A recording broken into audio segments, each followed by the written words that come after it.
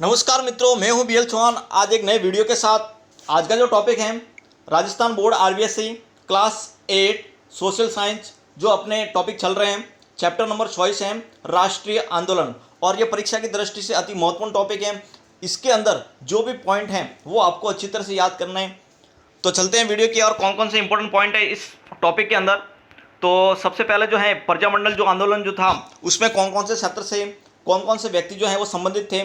तो मेवाड़ क्षेत्र के अंदर बलवंत सिंह मेहता, माणिकलाल वर्मा, बुरेलाल बयां और रमेश चंद्र व्यास। तो आपको जो मेन पॉइंट आपको ध्यान रखना है, इसमें बलवंत सिंह मेहता और माणिकलाल वर्मा के बारे में ध्यान रखना है आपको। नेक्स्ट है मारवाड़।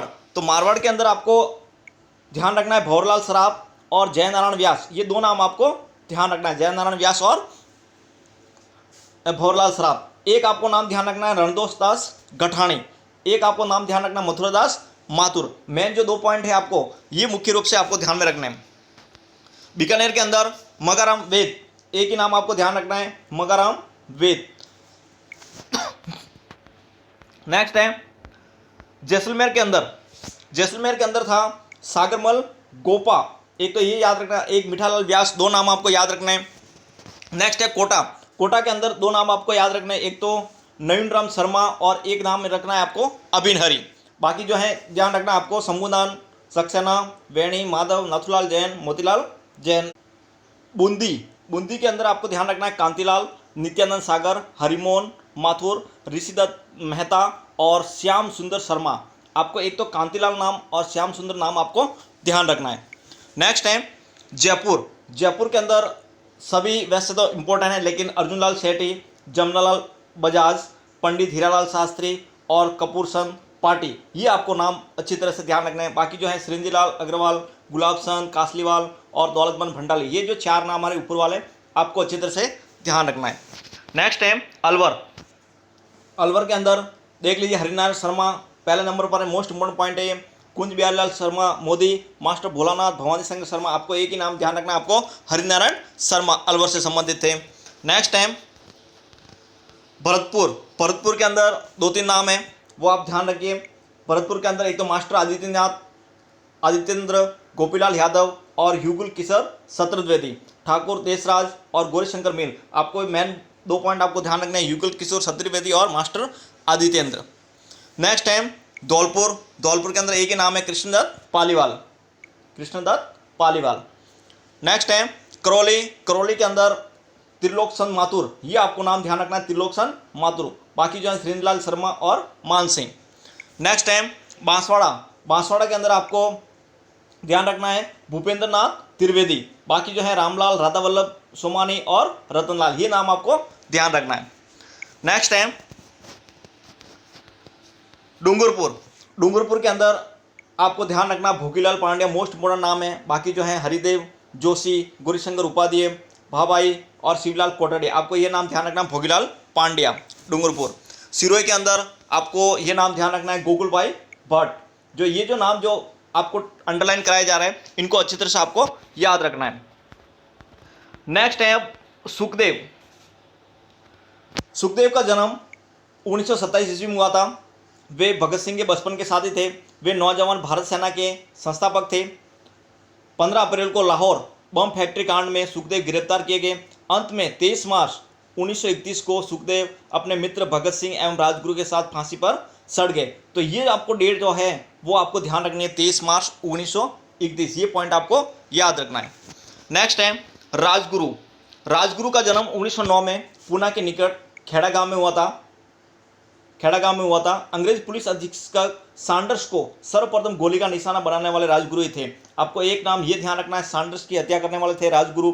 और 23 मार्च 1931 को राजगुरु को भगत सिंह तथा सुखदेव के साथ फांसी पर सड़ा दिया गया। तो इसमें जो पॉइंट जो है वो आपको सैंडर्स की हत्या जो की थी वो राजगुरु ने की थी। नेक्स्ट है राम प्रसाद बिस्मिल। तो इसमें देख लीजिए आप, राम प्रसाद बिस्मिल क्रांतिकारियों को अस्त्र शस्त्र खरीदने के लिए धन की आवश्यकता थी, अतः उन्होंने सरकारी खजाने को लूटने की योजना बनाई। 9 अगस्त 1925 को राम प्रसाद बिस्मिल के नेतृत्व में इस क्रांतिकारियों ने लखनऊ के निकट काकोरी नामक स्थान पर सरकारी खजाना लूट लिया। 9 अगस्त 1925 को राम प्रसाद बिस्मिल के नेतृत्व में क्रांतिकारियों ने लखनऊ के निकट काकोरी नामक स्थान पर सरकारी खजाना लूट लिया। इस केस को काकोरी केस कहते हैं। केवल 10 मिनट में सरकारी खजाना लूटकर क्रांतिकारी भाग गए, परंतु अंत में पकड़े गए। इसमें आपको एक तो ये घटना जो याद रखनी है, 9 अगस्त 1925 को किसके नेतृत्व में हुई थी? रामप्रसाद बिस्मिल। काकोरी नामक स्थान पर कहां पर आए हुए हैं? लखनऊ के निकट। और ये घटना जो है वो काकोरी घटना के नाम से जानी जाती है या फिर काकोरी कांड के नाम से जाना जाता है। अंत में रामप्रसाद बिस्मिल को भी फांसी की सजा दी गई। नेक्स्ट है 27 फरवरी 1931 को चंद्रशेखर आजाद इलाहाबाद में, 27 फरवरी 1931 ये डेट आपको ध्यान रखना है। चंद्रशेखर आजाद इलाहाबाद में अल्फ्रेड पार्क में अपने एक सहयोगी के साथ विचार विमर्श कर रहे थे, तभी पुलिस ने उन्हें घेर लिया और उन पर गोलियां चलाना शुरू कर दिया। चंद्रशेखर ने स्वयं को गोली मारकर अपनी जीवन लीला समाप्त कर ली। तो इसमें जो मेन पॉइंट है आपको एक तो ये ध्यान रखना है, 27 फरवरी 1931 इलाहाबाद जो अल्फ्रेड पार्क है ये आपको ध्यान रखना है। नेक्स्ट है सापेकर बंधु। ये कौन थे सापेकर बंधु? सापेकर बंधु दामोदर सापेकर तथा बालकृष्ण सापेकर महाराष्ट्र के प्रसिद्ध क्रांतिकारी थे। एक तो स्थान का नाम आपको ध्यान रखना है। सापेकर बंधु जो है वो किससे संबंधित है? महाराष्ट्र से। उन्होंने 1893 में हिंदू धर्म संरक्षण सभा बनाई।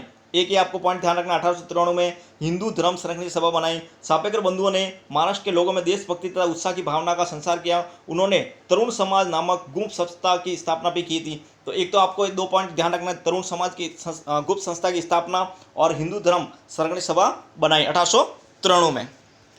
नेक्स्ट है प्रथम स्वतंत्रता संग्राम कब हुआ? तो वही 1857 का जो स्वतंत्रता संग्राम था उसी को प्रथम स्वतंत्रता संग्राम कहा जाता है। नेक्स्ट है चेतावनी रा सुंगटिया किसकी रचना है? मोस्ट इंपॉर्टेंट पॉइंट है और कई बार एग्जाम के अंदर पूछा गया है। चेतावनी रा सुंगटिया जो है केसरी सिंह बारहट की रचना है। नेक्स्ट है लाल बाल पाल के नाम से कौन से प्रसिद्ध हैं? नाम लिखे। तो लाल बाल पाल के नाम से पंजाब से लाला लाजपत राय, महाराष्ट्र से बाल गंगाधर तिलक तथा बंगाल से बिपिन चंद्र पाल, इन्हें लाल बाल पाल के नाम से जाना जाता है। तो आपको ये भी आपको ध्यान रखना है, लाला लाजपत राय पंजाब से थे, बाल गंगाधर तिलक महाराष्ट्र से थे और बिपिन चंद्र पाल जो थे वो बंगाल से थे। नेक्स्ट है भारतीय राष्ट्रीय आंदोलन की प्रमुख घटनाएं। इनको आपको अच्छी तरह से याद कर लेना है। भारतीय राष्ट्रीय आंदोलन की प्रमुख जो घटनाएं जो हुई थी डेट वाइज इनको याद करना है, कौन कौन सी घटनाएं हुई हैं तो उसको देख लीजिए आप। 1885 में एओ हुम द्वारा भारतीय राष्ट्रीय कांग्रेस की स्थापना की गई। 1885 में एओ हुम द्वारा कब की गई थी? 1885 में। और किसने की थी? एओ हुम द्वारा भारतीय राष्ट्रीय कांग्रेस की स्थापना की गई। तीनों पॉइंट आपको ध्यान रखना है। 1890 के दशक में मध्य भारत में भीषण अकाल पड़ा था। ये भी डेट आपको ध्यान रखनी है। 1905 में ब्रिटिश सरकार द्वारा बंगाल का विभाजन किया गया 1905 ईस्वी में। नेक्स्ट है 1890 का दशक मध्य भारत में भीषण अकाल पड़ा, अभी पढ़ लिया हमने। 1905 में ब्रिटिश सरकार द्वारा बंगाल का विभाजन किया गया। 1907 में सूरत अधिवेशन में कांग्रेस दलों में विभाजित हो गए, 2 दलों में विभाजित हो गई। कब हो गई कांग्रेस? जब 1885 में भारतीय राष्ट्रीय कांग्रेस की स्थापना हुई और 1907 में जब सूरत अधिवेशन हुआ तो उस समय कांग्रेस जो है 2 दलों में विभाजित हो गई। उन 2 दलों के नाम थे गरम दल और नरम दल। 1911 में बंगाल विभाजन को रद्द कर दिया गया। कब कर दिया रद्द? 1911 में बंगाल विभाजन को रद्द कर दिया गया।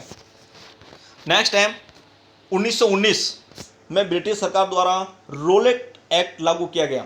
कौन सा एक्ट? रोलेट एक्ट 1919 में। नेक्स्ट है 13 अप्रैल 1919 की घटना जलियांवाला बाग हत्याकांड हुआ था, वह हुआ था 13 अप्रैल 1919 को। नेक्स्ट है 1920 में गांधी जी द्वारा असहयोग आंदोलन शुरू किया। कब किया गया था? 1920 में। किसके द्वारा? गांधी जी के द्वारा। नाम क्या था? असहयोग आंदोलन। 1922 में चोरी चोरा कांड के कारण गांधी जी द्वारा असहयोग आंदोलन समाप्त कर दिया। प्रश्न पूछा जाता है कि किस घटना के बाद असहयोग आंदोलन को समाप्त कर दिया? तो वो घटना थी 1922 की चोरी चोरा कांड। नेक्स्ट है 1928 साइमन कमीशन के भारत आगमन पर कमीशन का विरोध किया गया। पुलिस द्वारा लाठीचार्ज से लाला लाजपत राय की मृत्यु हो गई। 1988 में जब साइमन कमीशन भारत आया था तो उस समय लाला लाजपत और उनके नेतृत्वकर्ता ने इनका विरोध किया था, जिससे लाला लाजपत राय की लाठीचार्ज से मृत्यु हो गई थी 1928 में। साइमन कमीशन, ये ध्यान रखना आपको। 1929 सरदार भगत सिंह द्वारा केंद्रीय विधानसभा के अंदर बम का विस्फोट किया। मोस्ट इंपोर्टेंट पॉइंट है, सरदार भगत सिंह द्वारा केंद्रीय विधानसभा के अंदर बम का विस्फोट कब किया गया? 1929 के अंदर। नेक्स्ट है 1930 के अंदर कौन सी घटना हुई थी? 1930 के अंदर गांधी जी द्वारा सविनय अवज्ञा आंदोलन शुरू किया गया था। 1930 के अंदर सविनय अवज्ञा आंदोलन शुरू किया गया था। और 1931 के अंदर सरदार भगत सिंह, सुखदेव तथा राजगुरु को फांसी दी गई थी। कब दी गई थी? अभी पढ़ा था हमने 23 मार्च 1931 को, 23 मार्च 1931 को। नेक्स्ट है 1942 में कौन सी घटना हुई थी? तो 1942 में अगस्त 1942 में गांधी जी द्वारा भारत छोड़ो आंदोलन शुरू किया गया। 1943 में क्रांतिकारी हेमू कालाणी जो था को फांसी दी गई थी। 1942 में तो असहयोग आंदोलन, भारत छोड़ो आंदोलन शुरू हुआ था, और 1943 में हेमू कालाणी जो क्रांतिकारी था उसको फांसी की सजा दी गई थी। 1943 में सुभाष चंद्र बोस द्वारा आज़ाद हिंद फौज की कमान संभाली गई। 1943 में आज़ाद हिंद फौज की कमान किसने संभाली थी? सुभाष चंद्र बोस ने। 1946 9 सैनिकों द्वारा विद्रोह का झंडा खड़ा कर दिया। 1946 में 9 सैनिकों द्वारा विद्रोह का झंडा खड़ा कर दिया। 1947 में देश का विभाजन हुआ और 15 अगस्त 1947 को भारत को स्वतंत्रता मिली। नेक्स्ट है तिलक द्वारा निकाले गए अखबार थे। तिलक द्वारा कौन से अखबार महाराष्ट्र से निकालते गए? मराठा और केसरी। मराठा और केसरी 2 अखबार थे। नेक्स्ट है भारतीय राष्ट्रीय आंदोलन के पहले अध्यक्ष कौन थे? मोस्ट इंपोर्टेंट प्रश्न है। भारतीय राष्ट्रीय आंदोलन के प्रथम अध्यक्ष व्योमेश चंद्र बनर्जी थे, जिनको WC बनर्जी भी कहा जाता है। एग्जाम के अंदर कई बार WC बनर्जी भी लिखा आता है और व्योमेश चंद्र बनर्जी भी लिखा आता है। ये भारतीय राष्ट्रीय कांग्रेस के पहले अध्यक्ष थे। नेक्स्ट है बंगाल का विभाजन किया गया। तो बंगाल का विभाजन कब किया गया था? 1905 के अंदर बंगाल का विभाजन हुआ था। नेक्स्ट है मिलान करना है आपको, वैसे उत्तर मैंने डायरेक्ट लिख लिया, इसमें देख लीजिए आप। मराठा और केसरी किससे संबंधित है? बाल गंगाधर तिलक। भारतीय राष्ट्रीय कांग्रेस के प्रथम जो अध्यक्ष थे वो थे व्योमेश चंद्र बनर्जी। कांग्रेस का शुरुआत अधिवेशन कब हुआ था? 1907 में। बंगाल का विभाजन कब हुआ था? 1905 में। बंगाल का विभाजन रद्द कब हुआ था? रद्द करना 1911 में। और प्रथम विश्व युद्ध की जब शुरुआत हुई थी वो कब हुई थी? 1914 में। 1914 में। तो ये मुख्य घटना आपको ध्यान रखना है। नेक्स्ट है भारतीय राष्ट्रीय कांग्रेस का जन्म कब और कहाँ हुआ था? तो भारतीय राष्ट्रीय कांग्रेस का जन्म 28 दिसंबर 1885 को बंबई में भारतीय राष्ट्रीय कांग्रेस का जन्म हुआ था। इसकी स्थापना करने वाले कौन थे? A.O. हुम। इसके प्रथम अध्यक्ष कौन थे? WC बनर्जी। तो 28 दिसंबर 1885 की घटना आपको ध्यान रखनी है, डेट आपको ध्यान रखनी है। इसके प्रथम अध्यक्ष अभी पढ़ा था हमने, इसके प्रथम अध्यक्ष जो थे वो व्योमेश चंद्र बनर्जी थे। 1885 की पहली कांग्रेस बैठक कहाँ आयोजित की गई थी? और जो प्रथम इसकी स्थापना हुई थी, इसकी प्रथम बैठक जो है 1885 की पहली कांग्रेस बैठक मुंबई के गोवालिया तालाब इलाके के गोकुल दास तेजपाल संस्कृत कॉलेज में हुई थी। ये नाम आपको याद रखना है, कई बार एग्जाम के अंदर पूछा जाता है। गोकुल दास तेजपाल संस्कृत कॉलेज में 1885 की पहली कांग्रेस की बैठक हुई थी जो मुंबई में। नेक्स्ट है स्वराज्य हमारा जन्मसिद्ध अधिकार है और मैं इसे लेकर रहूँगा, ये कथन किसका था? तो ये कथन जो है वो बाल गंगाधर तिलक ने कहा था कि स्वराज्य हमारा जन्मसिद्ध अधिकार है और मैं इसे लेकर रहूँगा। नेक्स्ट है रॉलेट एक्ट कब लागू किया गया? तो रॉलेट एक्ट जो है वो 1919 में लागू किया गया था। जलियांवाला बाग हत्याकांड कब हुआ? तो जलियांवाला बाग जो हत्याकांड जो है वो 13 अप्रैल 1919 को हुआ था। ये भी इंपॉर्टेंट है, इसकी डेट पूछी जाती है कई बार एग्जाम के अंदर। चोरा चोरी कांड क्या था? तो अभी हमने पढ़ा था 1922 में गोरखपुर जिले के चोरा चोरी नामक स्थान पर एक पुलिस चौकी पर हमला करके आंदोलनकारियों ने कई पुलिस वाले मार डाले। इसे चोरा चोरी कांड कहते हैं। 1922 की घटना है, आपको घटना याद रखनी है, 1922 की थी। ब्रिटिश सरकार द्वारा भारत में साइमन कमीशन कब भेजा गया और इसका उद्देश्य क्या था? तो ब्रिटिश सरकार ने 1928 में भारत में साइमन कमीशन भेजा। डेट आपको याद रखनी है, 1928 में साइमन कमीशन आया था। इसका उद्देश्य ये बताना था कि भारत के लोगों को सरकार में किस तरह से भागीदारी दी जाए। यह आपको याद करने की आवश्यकता नहीं, सिर्फ आपको इसमें डेट याद रखनी है, 1928 में साइमन कमीशन भारत आया था। चेतावनी के बाद सुंगटिया मोस्ट इंपोर्टेंट पॉइंट है, इसमें कई बार एग्जाम के अंदर सवाल पूछा गया है। चेतावनी के सुंगटिया जो है नामक 13 सोर्टे थे, केसरी सिंह बारट ने लिखे थे। जब महाराणा फतेह सिंह दिल्ली दरबार में भाग लेने के लिए जाने लगे तब उन्हें रोकने के लिए उन्होंने 13 सोरठे जो हैं महाराणा को भेजे थे। इन्हें पढ़कर महाराणा दिल्ली पहुंचकर भी दरबार में शामिल नहीं हुए थे। इसमें जो पॉइंट जो हैं वो आपको एक तो 57 सूंटा किसने लिखे थे, केसरी सिंह बारट, और किस लिए लिखे थे, ये लिखे थे महाराणा फतेह सिंह। ये नाम आपको ध्यान रखना है, दिल्ली दरबार में भाग लेने के लिए उनको रोकने के लिए ये केसरी सिंह बारट ने 13 सोरठे लिखे थे। तो महाराणा फतेह सिंह का नाम भी आपको अच्छी तरह से याद रखना है।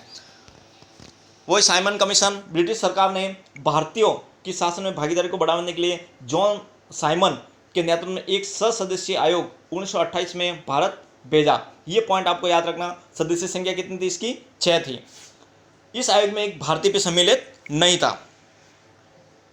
अतः भारतवासियों ने साइमन कमीशन का विरोध करने का निश्चय कर लिया। नेक्स्ट है जलियांवाला बाग हत्याकांड के लिए अंग्रेज जनरल डॉयर उत्तरदायी था। जलियांवाला बाग जो हत्याकांड हुआ था उसके लिए जो उत्तरदायी जो था वो था अंग्रेज जनरल डॉयर, और बाद में जनरल डॉयर को क्रांतिकारी उधम सिंह ने लंदन जाकर मारा था। तो ये आपको याद रखना है, उधम सिंह ने जनरल डॉयर को लंदन में जाकर मारा था। हेमू कालानी का जन्म, ये भी क्रांतिकारी था। हेमू कालानी का जन्म 23 मार्च 1923 को सिंध के सखर, यहाँ पर खर है, ठीक है ना, सखर में हुआ था। गांधी जी से प्रभावित होकर हेमू कालानी स्वतंत्रता आंदोलन में भाग लेने लगा। विदेशी वस्तुओं के बहिष्कार और स्वदेशी आंदोलन वस्तुओं का उपयोग करने के लिए लोगों को प्रेरित किया। 1942 में हेमू को गुप्त जानकारी मिली कि अंग्रेजी सेना की हथियारों से भरी रेलगाड़ी रोहड़ी शहर सिंध से होकर गुजरेगी। हेमू ने रेल पटरी को अस्त व्यस्त करने की योजना बनाई। दुर्भाग्य से वहां तैनात सुरक्षा कर्मियों की नज़र उस पर पड़ गई।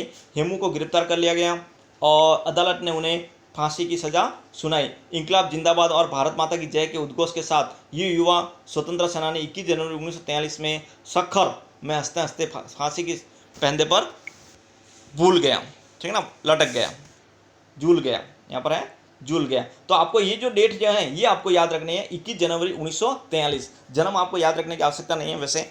21 जनवरी 1943 को हेमू कालानी को फांसी की सजा सुनाई गई थी।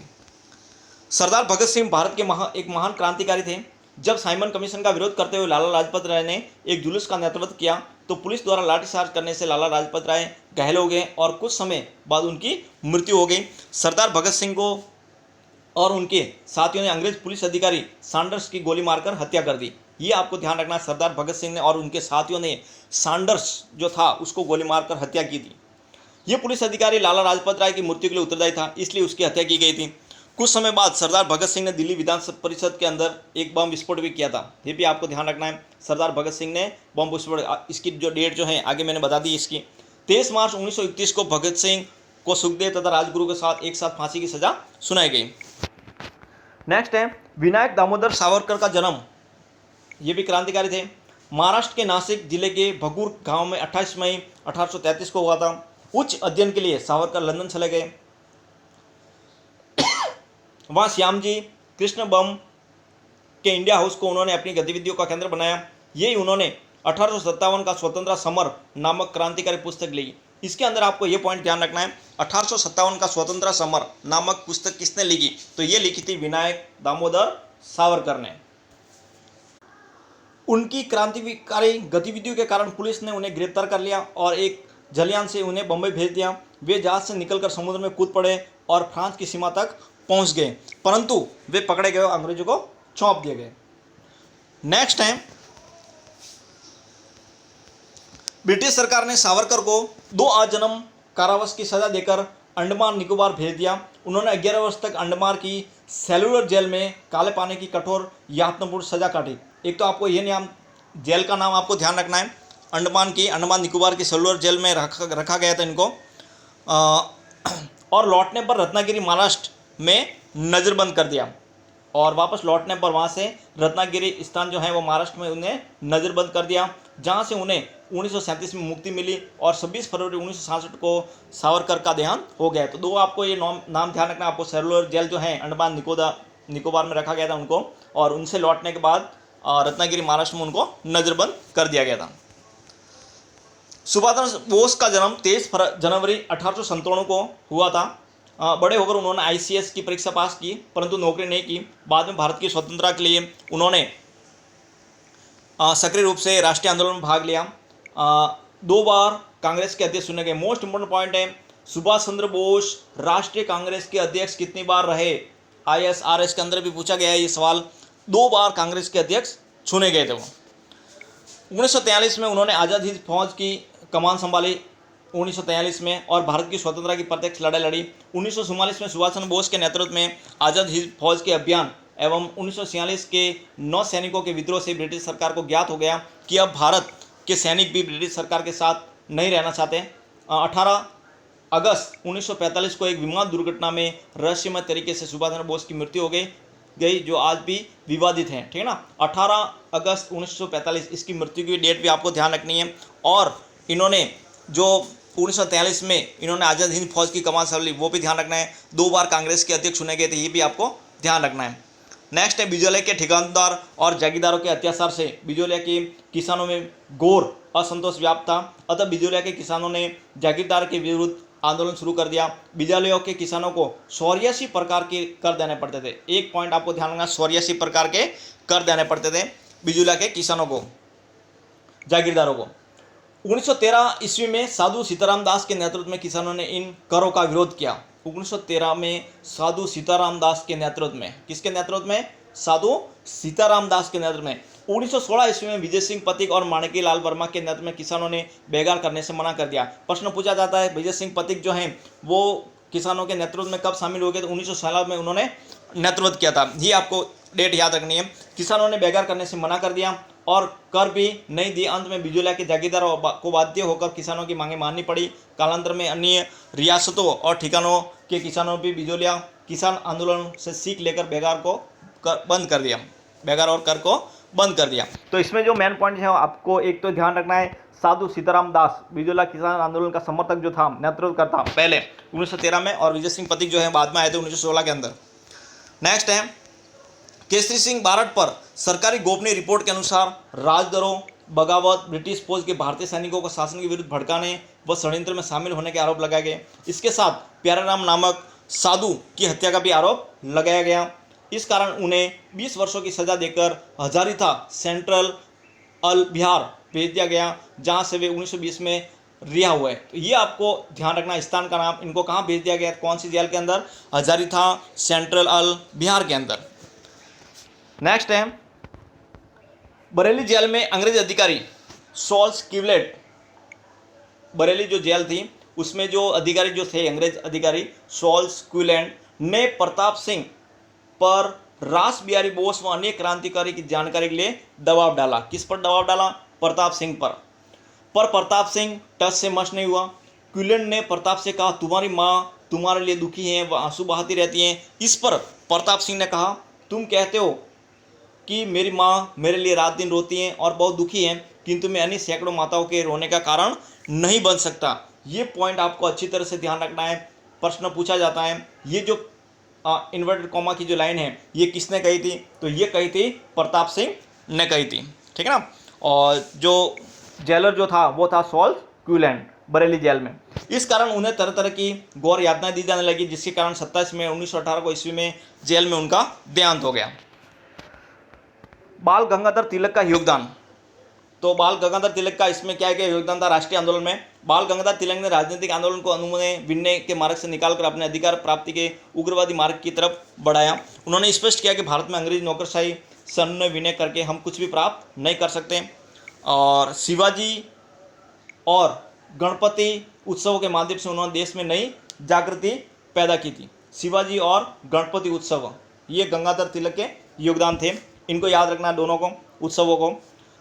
उन्होंने जनता में स्वराज्य का मंत्र फेंका तथा जनशक्ति को स्वराज्य के लिए तैयार करने का कार्य किया तथा होम रूल आंदोलन का संचालन भी किया।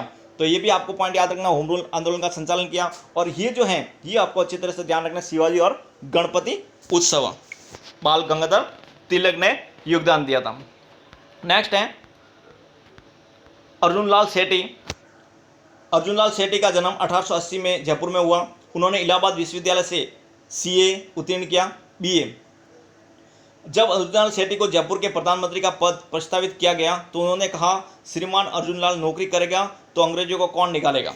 तो ये पॉइंट आपको ध्यान रखना है। उन्होंने देश सेवा का व्रत ले लिया था सेठी जी ने केसरी सिंह बारट, गोपाल सिंह खरवा आदि के सहयोग से राजस्थान में क्रांतिकारी संस्था का निर्माण किया।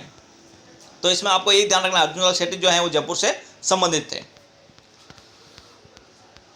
थोड़े ही समय में जयपुर में स्थापित विद्यालय देश भर के क्रांतिकारियों के प्रशिक्षण का मुख्य केंद्र बन गया। निमाज हत्याकांड तथा दिल्ली षड्यंत्र के साथ में हाथ होने के संदेह में सेठी जी को पकड़ा गया और बंदी गृह में डाल दिया गया। सेठी जी के विरुद्ध कोई ठोस प्रमाण न मिलने के उपरांत भी जयपुर में उन्हें नजरबंद रखा गया तथा 5 वर्ष पश्चात बेलूर जेल में भेज दिया गया। वहां जेल के अधिकारियों के दुर्व्यवहार के कारण उन्होंने कई दिनों तक अनशन किया। 1920 में जेल से रिहा होने पर सेठी कांग्रेस में शामिल हुए। ये पॉइंट आपको ध्यान रखना, 1920 में सेठी जो है कांग्रेस में शामिल हुए थे, परंतु कुछ समय बाद वे कांग्रेस से अलग हो गए और जीवन यापन के लिए उन्होंने अजमेर की दरगाह में मुसलमान बच्चों को अरबी फारसी पढ़ाना शुरू किया। 22 सितंबर 1941 को अजमेर में सेठी जी का देहांत हो गया। नेक्स्ट है राव गोपाल सिंह खरवा। राव गोपाल सिंह खरवा अजमेर मेरवाड़ा के खरवा ठिकाने के राम गोपाल सिंह राजस्थान के एक प्रसिद्ध क्रांतिकारी थे। प्रथम विश्व युद्ध के दौरान रास बिहारी बोस तथा सचिदानंद सान्याल ने उत्तरी भारत में शस्त्र क्रांति की एक योजना तैयार की। राव गोपाल सिंह भी इस योजना से जुड़ गए, परंतु क्रांतिकारियों ने एक सहयोगी ने योजना की सूचना पुलिस को दे दी। फलत योजना विफल हो गई।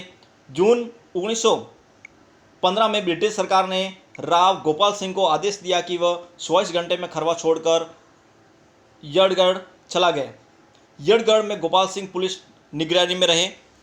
10 जुलाई 1915 को राव गोपाल सिंह टाटगढ़ से भाग निकले और सलेमाबाद में पकड़े गए। सरकार ने उन्हें 2 वर्ष की सजा देकर तिहाड़ जेल भेज दिया। 1920 में जेल से रिहा होने के बाद राव गोपाल सिंह रचनात्मक कार्यों में संलग्न हुए। तो इसमें ऐसा खास पॉइंट नहीं, आपको एक स्थान का नाम याद रखना है। राव गोपाल सिंह जो खरवा जो थे, अजमेर खेरवाड़ा खरवा, ठीक है ना, खरवा, ठीक है ना, ये स्थान का नाम आपको सिर्फ इसमें ध्यान रखना है। नेक्स्ट है केसरी सिंह बारट। केसरी सिंह बारट का जन्म 1872 में शाहपुरा भिलवाड़ा, इनका भी स्थान का नाम ध्यान रखना है, कि समीप गांव देवपुरा में हुआ। एक तो शाहपुरा भिलवाड़ा और देवपुरा गांव, ये भी आपको ध्यान रखना है। बाद में वे उदयपुर के महाराणा के पास चले गए। इस दौरान श्यामजी कृष्ण वर्मा, रास बिहारी बोस तथा अन्य क्रांतिकारियों से उनका संपर्क हुआ। जब उदयपुर के महाराणा फतेह सिंह दिल्ली के दरबार में भाग लेने के लिए जाने लगे तो केसरी सिंह बारट ने महाराणा फतेह सिंह को 13 सोटे शैतावनी सुंगटियाँ ये भेजे। तो ये भी इंपॉर्टेंट पॉइंट है। शैतावनी सुंगटियाँ किसने लिखे? केसरी सिंह बारट ने। किस लिए लिखे थे? तो महाराणा फतेह सिंह जो थे उदयपुर के, वो दिल्ली के दरबार में भाग लेने के लिए जा रहे थे, इसलिए उन्होंने 13 सोटे लिखे थे। ये आपको याद रखना है। जोरावर सिंह बारट केसरी सिंह बारट के छोटे भाई थे। केसरी सिंह बारट के छोटे भाई थे। 1912 में क्रांतिकारी जोरावर सिंह ने दिल्ली में वॉयसरॉय लॉर्ड हार्डिंग्स के जुलूस में वॉरिस पर बम फेंका। मोस्ट इंपोर्टेंट पॉइंट है, डेट भी आपको याद रखनी है। 1912 क्रांतिकारी था जोरावर सिंह और दिल्ली में वॉयसरॉय जो लॉर्ड हार्डिंग्स था उसके जुलूस में बम फेंका था। तो ये आपको अच्छी तरह से याद करना। 1912 की घटना थी, लॉर्ड हार्डिंग्स पर बम फेंका था जोरावर सिंह ने। वॉयसरॉय तो बच गया परंतु महावत मारा गया। जोरावर सिंह भूमिगत हो गए। बाद में उनका अधिकांश समय मालवा तथा वागड़ क्षेत्र में साधु वेश में अमरदास वैरागी के रूप में व्यतीत हुआ। ये भी आपको ध्यान रखना। बाद में जो है जोरावर सिंह का जो व्यक्तित्व है वो किस में बदल गया था? अमरदास वैरागी रूप में उन्होंने जीवन व्यतीत किया था साधु वेश में। जोरावर सिंह पर मर्डर केस के मुकदमे में वारंट जारी था, परंतु जोरावर सिंह आजीवन अंग्रेजों की पकड़ में नहीं आए थे।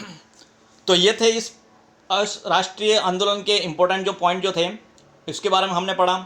और वीडियो को अधिक से अधिक लाइक कीजिए, अपने मित्रों के साथ शेयर कीजिए, और यदि वीडियो पर पहली बार आएँ तो इस चैनल को सब्सक्राइब कर लें और पास में जो बेल आइकन है उसकी नोटिफिकेशन ऑल कर दें ताकि ऐसे ही नई वीडियो की जानकारी आपको मिल सके। मिलते हैं एक नेक्स्ट वीडियो में एक नए टॉपिक के साथ।